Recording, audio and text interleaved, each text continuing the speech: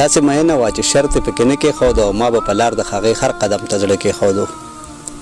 ما ته یې وې خدای به دې روح کې ته به نه مړ کېږي، ما ته یې وې خدای به دې روح کې ته به نه مړ کېږي. هغې چې ما له په زخمونو کې رانجه کېښودو. په ما به ډېره یېرېده، په ما به یې ډېر شک کوو، په ما به ډېره یېرېده، په ما به یې ډېر شک کوو. د مرګ لوظونه یې را سره په ژوندانه کېښوده. سړی د خپل جنت ژوند نه هم کډه وکړي، خدای په مینه کې چې تا څومره خواږه کېښوده. او ستا ګمانونه دروغ نه وو، ما مې مور ته ووې.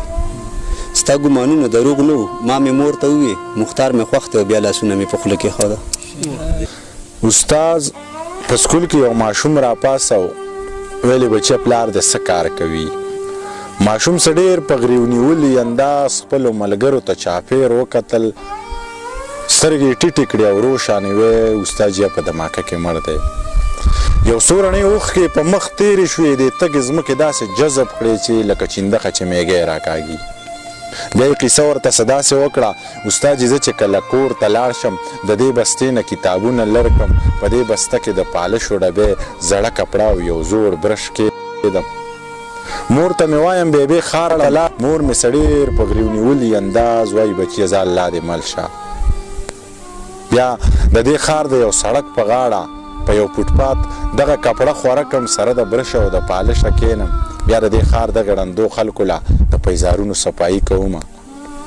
بیا د دې ښار دغه ړندو خلکو له د پیزارونو صفایي کومه چې چانه لس غواړم پنځه راکوي، که پنځه وغواړم بیا نه راکوي.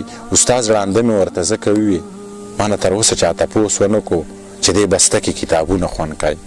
ما نه تر اوسه چا تپوس ونه کړو چې دې بسته کې کتابونه خوند کوي، په دې چاچو کې قلمونه خوند کوي، په دې بکسه کې خو رنګونه خوند کوي. خو زه ګیله د چا نه ځکه نه کوم، خو زه ګیله د چا نه ځکه نه کوم چې اوازونه د انسان اورم، خو په دې ښار کې انسان بالکل نشته.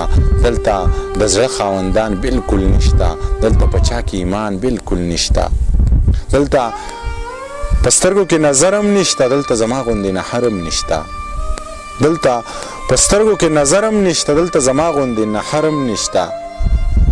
ماشوم قیصه لا ختمه کړې نه وه چې د چوټۍ ډاله یې ووهله، خاموشي ورسره ماته شوله. دواړه لاسونه یې په مخ راښ کړل، خپلې اوښکې یې پرې وچې کړلې. خو په تلو تلو کې استاد جي ته وې، خو په تلو تلو کې استاد جي ته وې بې ادبي ماب خو منیر وایي چې د لوږې مړه منه نو سوال د چا نه سله وکم، د لوږې مړه منه نو سوال د چا نه سله وکم، رزق هغه راکړي نشه ورپسې خپله وکم.